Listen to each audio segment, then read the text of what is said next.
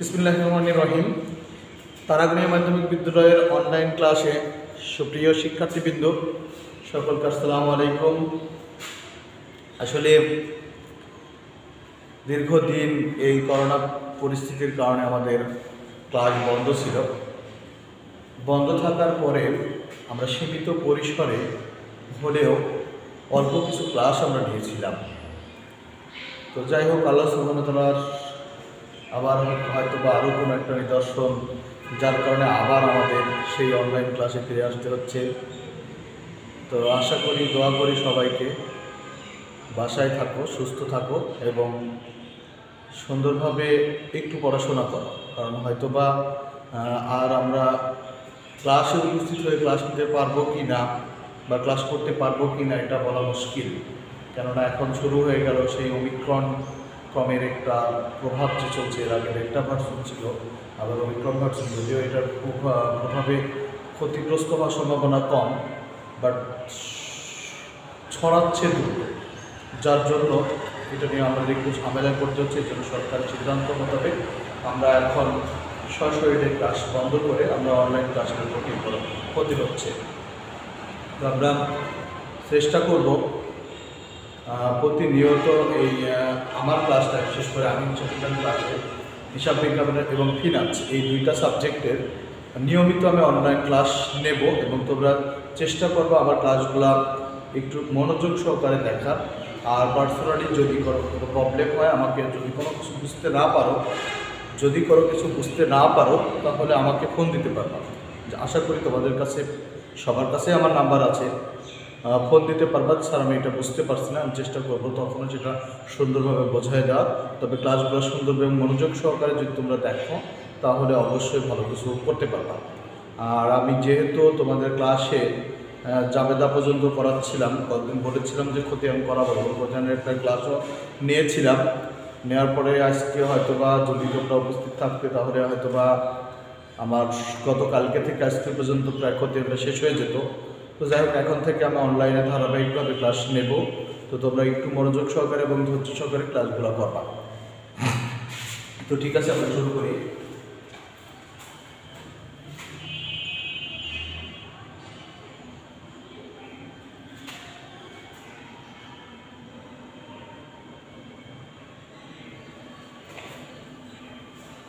তো আসলে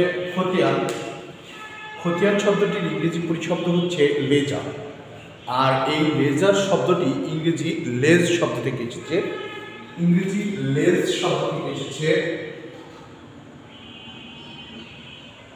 এই লেজ শব্দের অর্থ হচ্ছে সেলফ বা তাক। আসলে সেলফ বা তাক বলতে বুঝি আমরা র্যাককে, যেখানে আমরা হয়তো পারে বই রাখা র্যাক, জুতা রাখা র্যাক, আবার কোনো প্রয়োজনীয় ব্যবহার্য জিনিসপাতি রাখার র্যাক হতে পারে। যেমন আমরা দেখো লাইব্রেরি টেবিল থেকে বইগুলো সাজায় রাখি, এটাকে বলতে পারি আমরা সেলফ বা তাক বা র্যাক। আবার ঔষধের ফার্মেসিতে গেলে আমরা দেখতে পারি যে কিছু ঔষধ সাজায় রাখছে কোনো জায়গায়, এটাকেও আমরা বলতে পারি সেলফ বা তাক। তাহলে ঠিক সেলফ বা তাকে আমরা দেখি যে একই প্রকৃতির জিনিসগুলা এক জায়গায় রাখা হয়। ঠিক খতিয়ানেও অনুরূপভাবে সেলফ বা তাকের মতো প্রকৃতি অনুযায়ী কোনো দ্রব্যগুলোকে আমরা যেমন শ্রেণীবিন্যাস করে সেলফ বা তাকে রাখি, ঠিক তেমনই লেনদেনগুলোকে প্রকৃতি অনুযায়ী শ্রেণীবিন্যাস করে এক এক জায়গায় আলাদা আলাদাভাবে রাখি। এই জন্যই একে খতিয়ান বলে থাকে। সাধারণত খতিয়ান বলতে কোনো ব্যক্তি বা প্রতিষ্ঠানের, আমি আবারও বলছি দেখো, কোনো ব্যক্তি বা প্রতিষ্ঠানের আর্থিক লেনদেনগুলোকে, কোনো ব্যক্তি বা প্রতিষ্ঠানের জাবেদাভুক্ত আর্থিক লেনদেনগুলোকে, অর্থাৎ খতিয়ানটা অবশ্যই জাবেদাভুক্ত লেনদেন করতে হবে। তাহলে খতিয়ান বলতে সাধারণত কোনো ব্যক্তি বা প্রতিষ্ঠানের জাবেদাভুক্ত লেনদেনগুলোকে প্রকৃতি অনুযায়ী শ্রেণীবিন্যাস করে, কোনো ব্যক্তি বা প্রতিষ্ঠানের জাবেদাভুক্ত লেনদেনগুলোকে প্রকৃতি অনুযায়ী শ্রেণীবিন্যাস করে আলাদা করে স্ব নামে স্থায়ী বা পাকাপাকিভাবে যে বইতে লিখে রাখা হয় তাকে খতিয়ান বলে। তাহলে খতিয়ান আমরা বুঝলাম যে কোনো ব্যক্তি বা প্রতিষ্ঠানের জাবেদাভুক্ত লেনদেন, অবশ্যই খতিয়ান করার আগে জাবেদা করতে হবে। কোনো ব্যক্তি বা প্রতিষ্ঠানের জাবেদাভুক্ত লেনদেনগুলোকে প্রকৃতি অনুযায়ী শ্রেণীবিন্যাস করে স্ব বা নিজ নিজ নামে আলাদা বা আলাদা করে নিজ নিজ নামে স্থায়ী বা পাকাপাকিভাবে যে বইটি লিপিবদ্ধ করা হবে তাকে খতিয়ান বলে। খতিয়ান আসলে একটা পাকা বই। এখানে আমরা থাকতে পারি যে খতিয়ান কেমনভাবে হতে পারে। খতিয়ান জাবেদার পরে তৈরি করা হয়, এটাকে আবার স্থায়ী বইও বলা হয়ে থাকে, এটাকে আবার পাকাপুক্ত বইও বলা হয়ে থাকে। যেমন জাবেদাকে আমরা বলে থাকি প্রাথমিক বই, কিন্তু খতিয়ানটা হচ্ছে প্রাথমিক বই না, খতিয়ানটাকে বলা হয় স্থায়ী বই এবং পাকাপুক্ত বই। তাহলে আমরা খতিয়ান বলতে বুঝলাম যে কোনো ব্যক্তি বা প্রতিষ্ঠানের জাবেদাভুক্ত লেনদেনগুলোকে প্রকৃতি অনুযায়ী শ্রেণীবিন্যাস করে নিজ নিজ নামে স্থায়ীভাবে বা পাকাপুক্তভাবে যে বইটি লিপিবদ্ধ করা হয় তাকে খতিয়ান বলে। তো আসলে আমরা এই খতিয়ানটাকে সাধারণত দুই ভাগে ভাগ করা যায়। তাহলে খতিয়ান শব্দটির উৎপত্তিগুলো আমরা জেনেছি। দেখি আমরা খতিয়ানটাকে সাধারণত দুই ভাগে ভাগ করা হয়। একটা হচ্ছে সাধারণ খতিয়ান,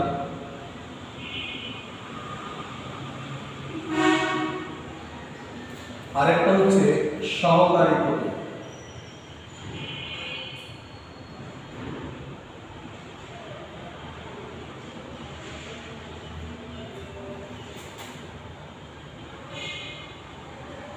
আমরা খতিয়ানকে দুই ভাগে ভাগ করলাম, একটা হচ্ছে সাধারণ খতিয়ান আর একটা হচ্ছে সহকারী খতিয়ান।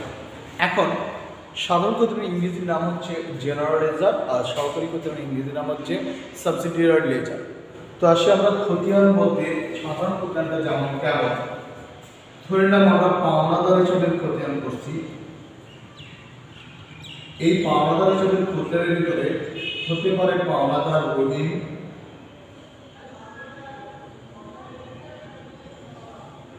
পাওনাদার করিম, পাওনাদার এক্স, পাওনাদার জে ইত্যাদি।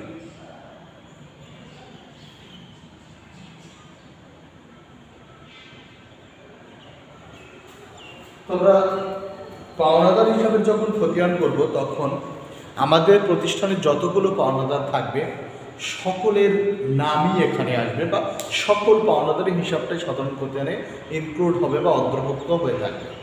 কিন্তু যদি আমরা সহকারী খতিয়ান করে থাকি তাহলে এখানে যা খতিয়ানটা হবে এমন, যেমন পাওনাদার রহিম হিসাব।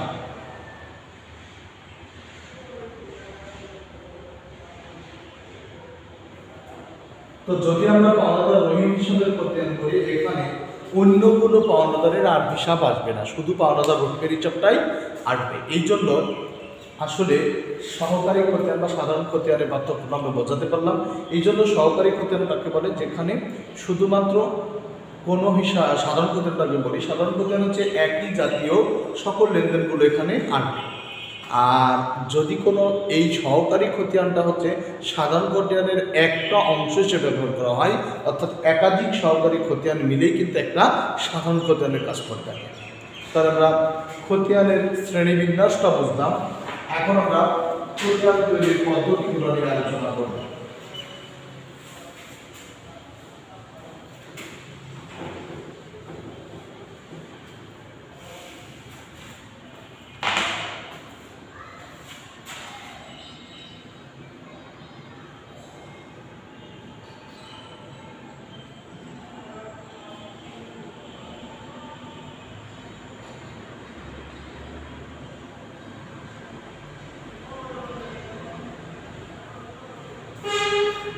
খতিয়ান তৈরির পদ্ধতিকে সাধারণত দুই ভাগে ভাগ করা হয়। একটা টি ছক পদ্ধতি, আরেকটা হচ্ছে চলমান জের ছক পদ্ধতি। আসলে টি ছক পদ্ধতিটা কেমন, আসলে কেন বা টি ছক বলা হয়, চলমান জের ছকটাই কেন বলা হয়? টি ছক হচ্ছে ইংরেজি টি এর মতো দেখতে ছিল এই ছকটা, এই জন্য এই ছকটার নাম দেওয়া হয়েছে বা এই পদ্ধতির নাম দেওয়া হয়েছে টি ছক পদ্ধতি। আর চলমান জেড ছক পদ্ধতি হচ্ছে এর জেডটা বা ব্যালেন্সটা প্রতিনিয়তই পাওয়া যায়, অর্থাৎ যেই পদ্ধতিতে খতিয়ান নির্ণয় করার ফলে তোমরা দেখবা প্রতিটা এন্ট্রি করার পরেই আমরা এর ব্যালেন্স বা জেড জানতে পারছি। এটাকে আমরা বলে থাকি চলমান জেড ছক পদ্ধতি বা আধুনিক পদ্ধতি অনেকে বলে থাকে। তো আমরা একটা টি ছক পদ্ধতির ঘর কেটে দেখি কেমন হতে পারে পদ্ধতিগুলা।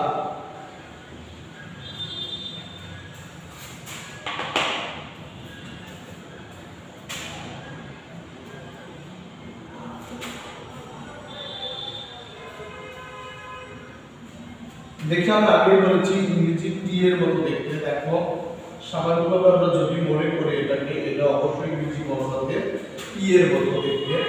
তা আমাদের হাতের লেখার একটু অসুবিধার কারণে হয়তো আমরা এটাকে পরিমার্জিত করে নেব, কেননা লাইনগুলো সোজা একটা ব্যাপার সেখানে আছে।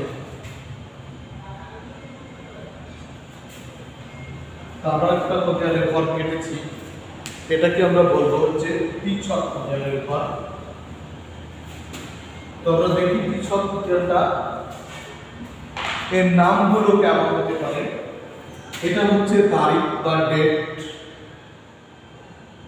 তারিখ, এটা হচ্ছে বিবরণ, এটা হচ্ছে জাবেদা পৃষ্ঠা, এটা হচ্ছে টাকা, এটা হচ্ছে আবার সেই তারিখ, এটা হচ্ছে বিবরণ, এটা হচ্ছে জাবেদা পৃষ্ঠা, এটা হচ্ছে টাকা।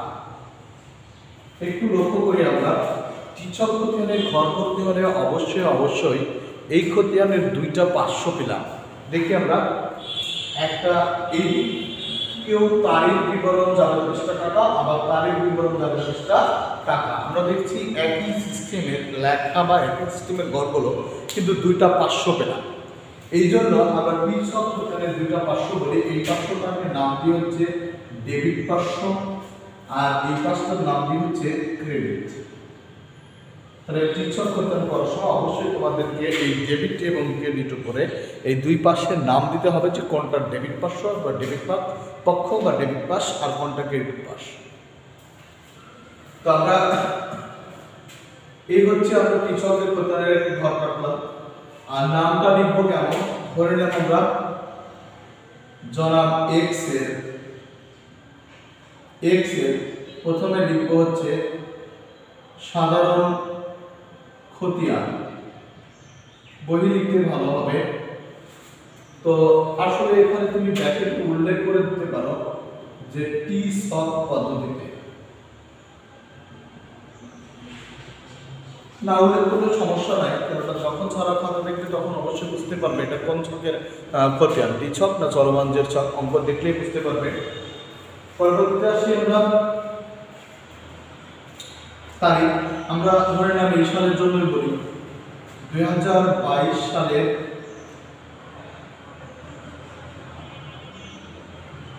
জানুয়ারি 31 তারিখের জন্য তৈরি। আমরা কিসের খতিয়ান করব, ঠিক তারিখ চাপটা দিলাম আমরা। আমি সাধারণত বিক্রয় প্রাপ্ত নগদান হিসাব। তাহলে আমরা খতিয়ানের উপরে নাম লেখা সিস্টেমটা ঠিক এভাবে সুন্দরভাবে লিখবেন। জনাব এক্স এর অথবা অন্য কোনো নামও থাকতে পারে, বা এক্স কোম্পানি থাকতে পারে, এক্স প্রতিষ্ঠানে থাকতে পারে। তাহলে এক্স এর সাধারণ খতিয়ান বই আমরা ব্র্যাকেটে দিলাম হচ্ছে টিচক পদ্ধতি, নিচে দিলাম 2022 সালের 31 জানুয়ারির জন্য তৈরি, তারিখের জন্য তৈরি। আচ্ছা, এখন দেখবো আমরা এটা কোন ধরনের খতিয়ান। আমরা বললাম কোন হিসাবের খতিয়ান, এখানে আমরা লিখলাম হচ্ছে নগদান হিসাবের খতিয়ান বলে লিখলাম। তো নগদান হিসাবের খতিয়ান লিখছি, এটা হচ্ছে আমাদের হিসাবের নাম। তো এখন আমরা ওখানে কাজ শুরু করবো। দেখি তারিখ, হিসাব বিজ্ঞানে আমরা সচরাচর বলে থাকি যে তারিখ লেখা সিস্টেমটা এমন, তোমরা সবাই জানো 2022 সালের জানুয়ারি, অর্থাৎ হিসাব বিজ্ঞানের তারিখ লেখা সিস্টেমটা আগে সাল, তারপরে মাস, তারপরে দিন। অনেক সময় আমরা সাধারণত তারিখ লিখি, আমার আজকে হয়তো 23 তারিখ, আমরা লিখলাম এভাবে যে 23/01/2022, কিন্তু হিসাব বিজ্ঞানের সিস্টেম হলে এটাকে লিখতে হবে এভাবে 2022/01/23, অর্থাৎ 23 তারিখটা হচ্ছে পেছনে যাবে। প্রথম ফরম্যাটটা হচ্ছে এমন, আগে সাল, তারপরে মাস, তারপরে দিন, অর্থাৎ আগে বছর, তারপরে মাস, তারপরে দিন। তো এইভাবে হিসাব বিজ্ঞানে লিখতে হবে তারিখটা। তো এই হচ্ছে আমাদের টিচকের খতিয়ান। এখন শুধু তো কোচিয়ানে ঘর কাটলাম, এখন কোচিয়ানে পোস্টিং দেওয়া হবে কিভাবে সেগুলো আমি একটু দেখাবো আগামী ক্লাসে। আজকে আরেকটা দেখি আমরা চলমান জেরসফ পদ্ধতির একটি ঘর কেটে দেখি, এটা আবার কেমন হতে পারে। যেমন আমরা টিচকের একটি ঘর কাটলাম। ও আরেকটু বিষয় আছে এখানে, ব্যালেন্সের কথা আছে। হয়তোবা এদিকের যোগফল হয়তোবা হলো হচ্ছে 10,000 টাকা। তো আমরা কয়টা এন্ট্রি দিয়ে দেখাই, আমরা ভালো বুঝতে পারবো তোমরা। মনে করো মূলধন আনায়ন 10,000 টাকা, তাহলে যাবেটা হবে নগদান হিসাব ডেবিট, হিসাব ডেবিট 10,000 টাকা, মূলধন হিসাব ক্রেডিট, ক্রেডিট 10,000 টাকা। আবার দেখি পণ্য ক্রয়, ধরে নিলাম আরেকটা পণ্য ক্রয় 3,000 টাকা, যাবেটা হবে ক্রয় হিসাব ডেবিট, ডেবিট 6,000 টাকা দিলাম, নগদান হিসাব ক্রেডিট 7,000 টাকা। আবার যদি আমরা লিখি পণ্য বিক্রয়, তাহলে নগদান হিসাব ডেবিট 8,000 টাকা, বিক্রয় হিসাব ক্রেডিট হচ্ছে 8,000 টাকা। তাহলে এইগুলো একটু পোস্টিং দিয়ে দেখি কেমন। আমরা হিসাবটা করেছি নগদের, এই জন্য নগদ কথাটা কোথায় আছে সেখানে চলে যাব। আমরা ধরলাম প্রথম এন্ট্রিটা অর্থাৎ জানুয়ারি 1 তারিখ, এটা ধরলাম জানুয়ারি 20 তারিখ, এটা হচ্ছে জানুয়ারি 30 তারিখ। তো দেখি আমরা জানুয়ারি 1 তারিখ হচ্ছে মূলধন নিয়ে ব্যবসা শুরু করলো 10,000 টাকা, তাহলে যাবে আসবে হচ্ছে ডেবিট দিকে 1 তারিখে মূলধন হিসাব বলে, মূলধন হিসাব বলে 10,000 টাকা বললাম। পরবর্তী ইন্টারেস্টে নগদান ক্রেডিট, অর্থাৎ 20 তারিখে আমরা নগদান ক্রেডিট দিকে বসাবো, অপোজিট নামটা ব্যবহার করে শুধু ক্রয় হিসাব বলে বসালাম 6,000 টাকা।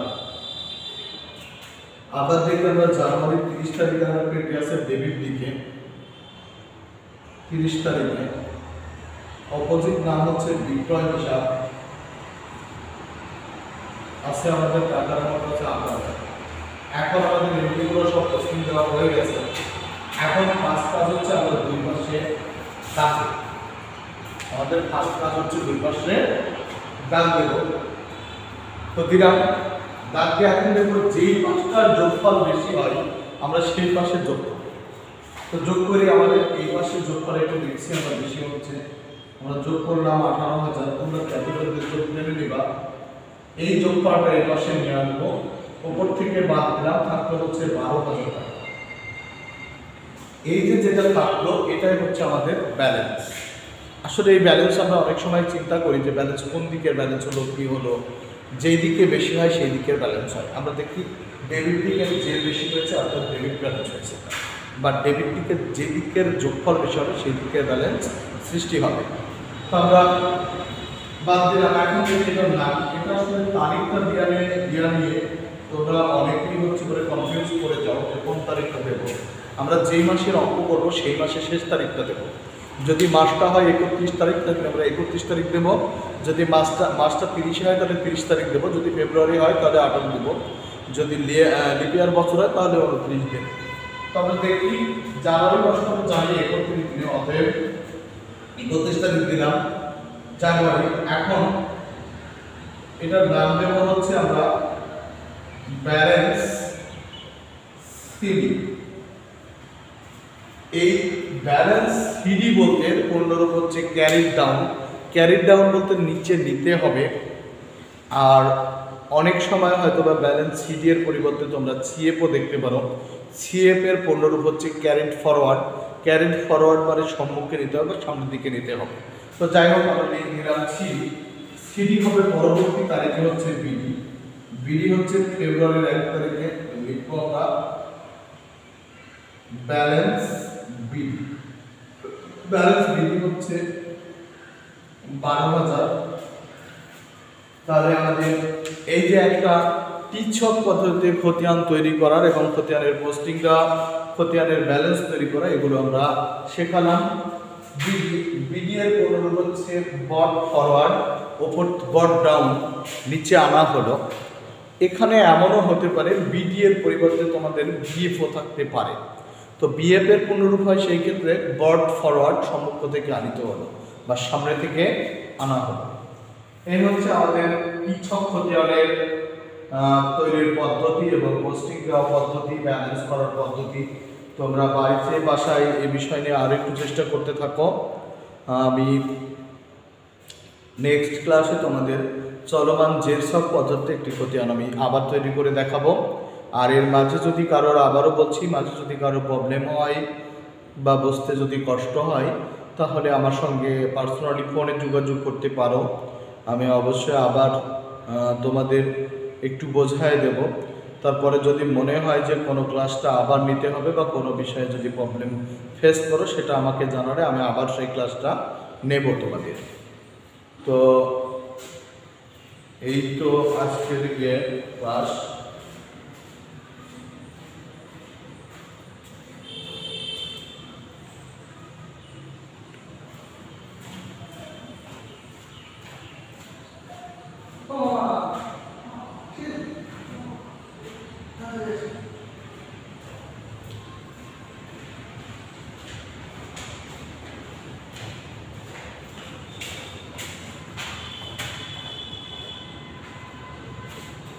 তো আল্লাহ হাফেজ, আজকের ক্লাস এখানেই শেষ।